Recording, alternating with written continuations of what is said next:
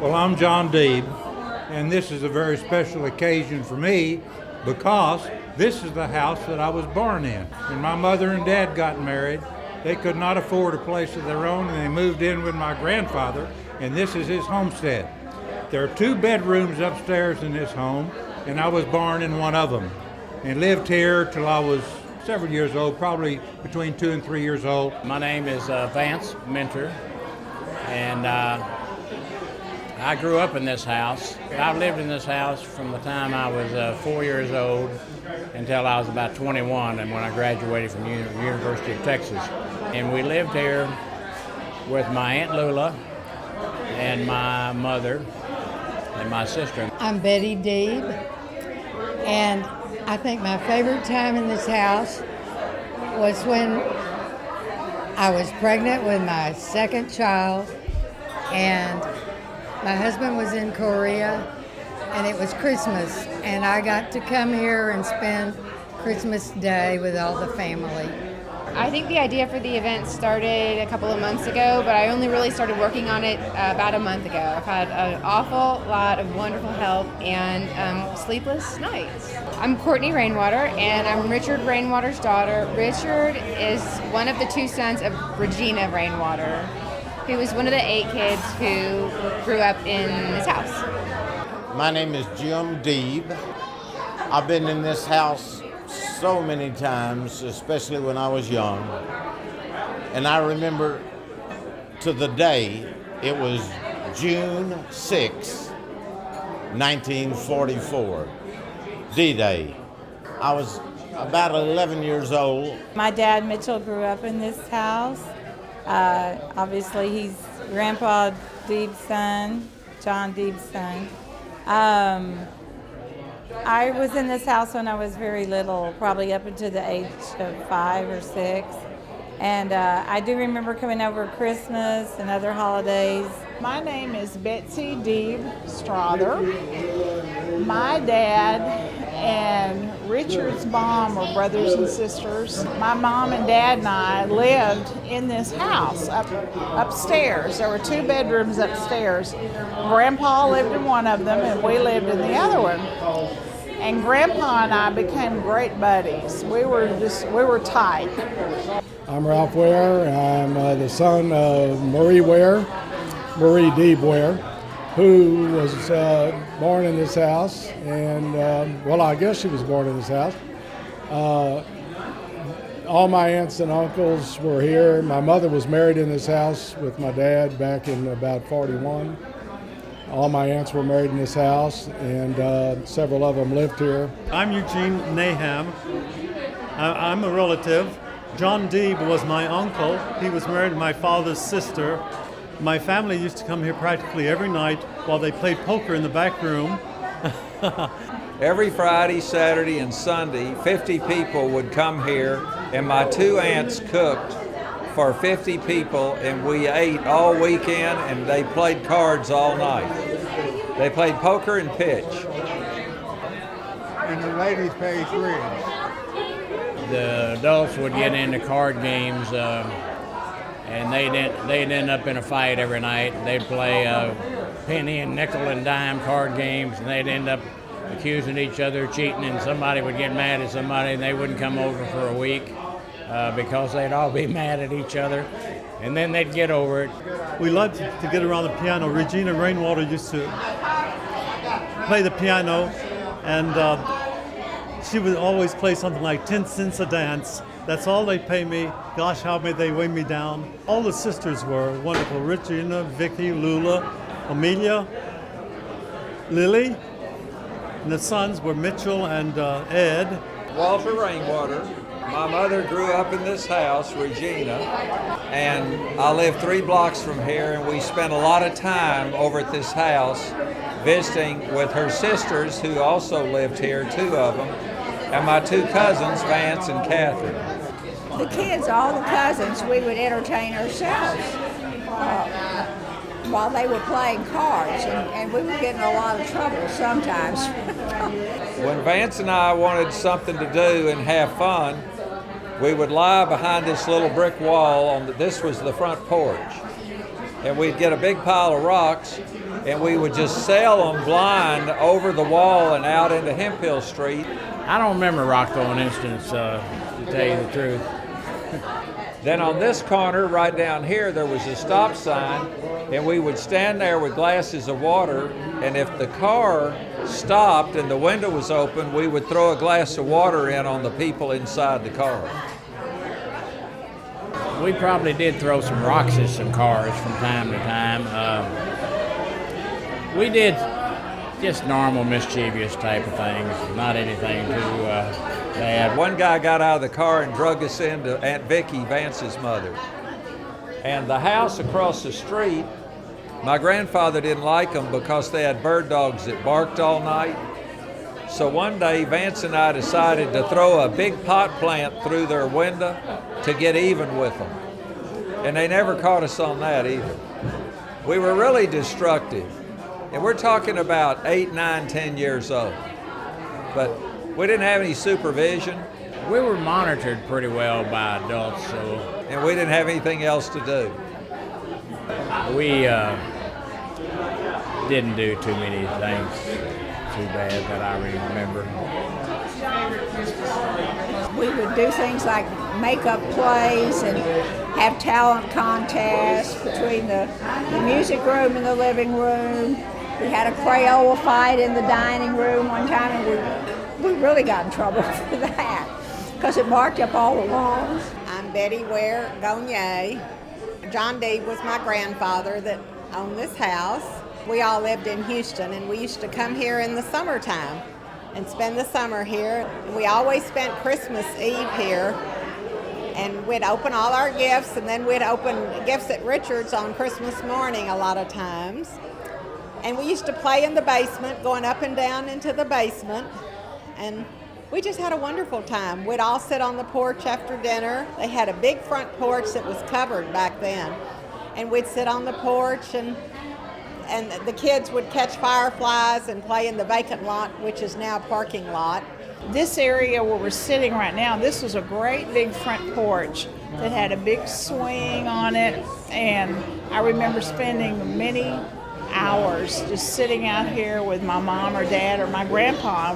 We'd just watch the world go by, and I didn't think there was a better place to go than to come to Grandpa's house. We used to sit out on the front porch on a swinging chair with my grandfather, and he would tell us all of his grandchildren, that none of us had any sense. I remember one New Year's Eve, we all got to the front porch, and Mr. John Deeb had this pistol with blanks in it, and when it was 12 o'clock, instead of shooting fireworks, he shot the pistol. And every night before Grandpa went to bed, he had a little glass of wine. He had a closet in his bedroom, and that closet's still up there. And my name was Betsy, but he called me Bessie. That was kind of an old country sort of a configuration of my name. And so he kept this bottle of wine in his closet. And every night before he went to bed, he had a glass of wine, and he poured me a little glass, probably like a shot glass. And I was 2 years old, and I had my little glass of wine every night before I went to bed. So one day I was asleep in the back bedroom, and I got a telephone call from my mother who was at work. And she said, "What are you doing?" I said, "Oh, I'm taking a nap." She said, "Well, you better get up." She said, "Your grandfather set the garage on fire again." He would go out on the vacant lot and burn trash in a big black barrel. And the firemen had warned him not to do it several times. They would come and tell him not to do it. And I'm sure the neighbors complained about it. And but this particular time, it did catch the garage on fire. She said, "Get out of the house, the garage is on fire." And they put it out really quickly, and so I wasn't ever in any danger, but it was just funny how he was determined. He was always going to burn that trash regardless back then. Oh, wow. This is your great-grandmother. You can have that. Wow.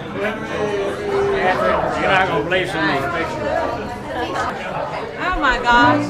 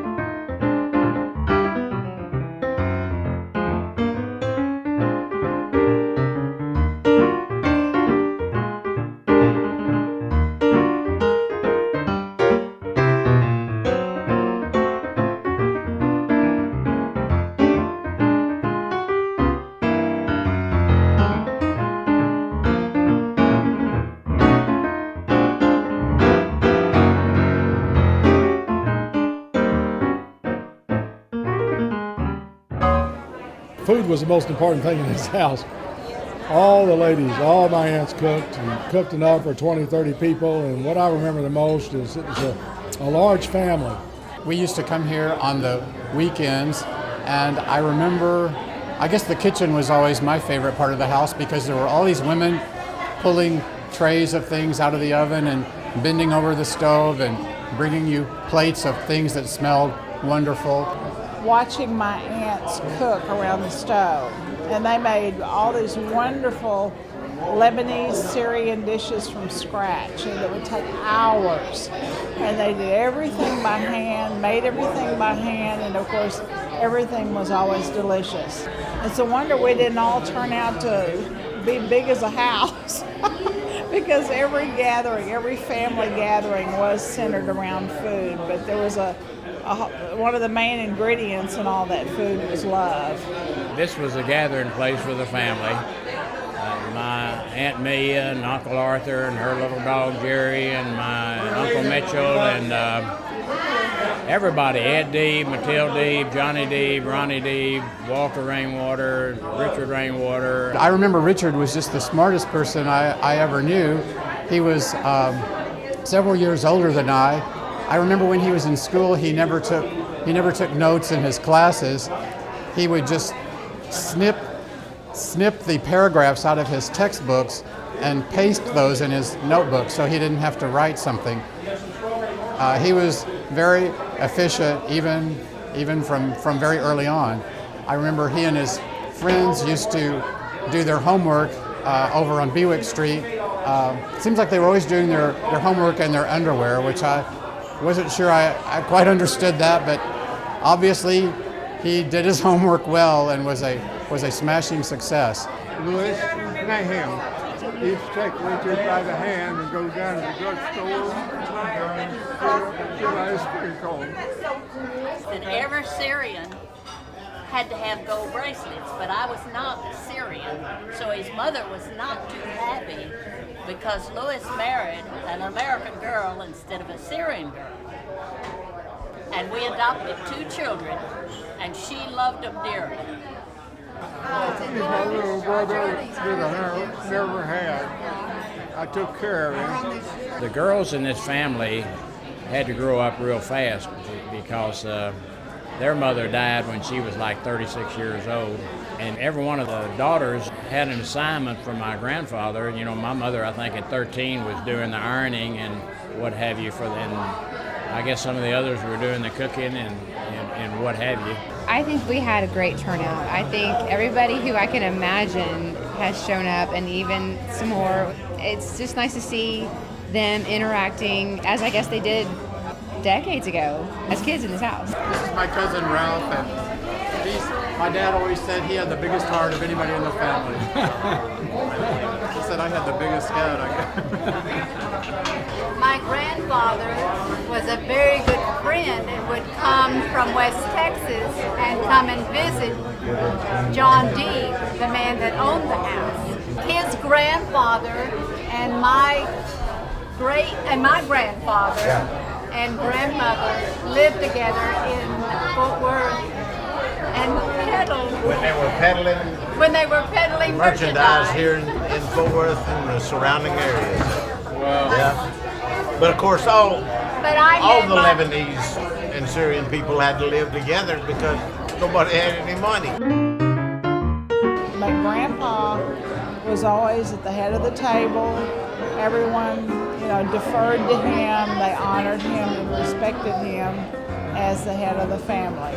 And I saw that in my aunts and uncles and in my dad, this sense of honor and respect and loyalty and responsibility. And I thought we were very fortunate to grow up at that time and to learn those values from them. The Rainwaters are just a wonderful part of my memories, and I'm just crazy about every one of them, and I feel lucky to be in their family. Some people thought he was kind of austere and kind of scary, but I always had a good relationship with him, and I enjoyed so much our time that we spent here. Gosh, my memories are my family has always been so loving, so sweet. It's very rare that we get to see hardly any of these people. Very rare, and it's a special pleasure, and we appreciate being here. It just touches my heart to be here and to get to come into this place that was so special to me. And so this house and this family has meant so much over the years, and I'm just happy I can be here to celebrate this and to see everyone.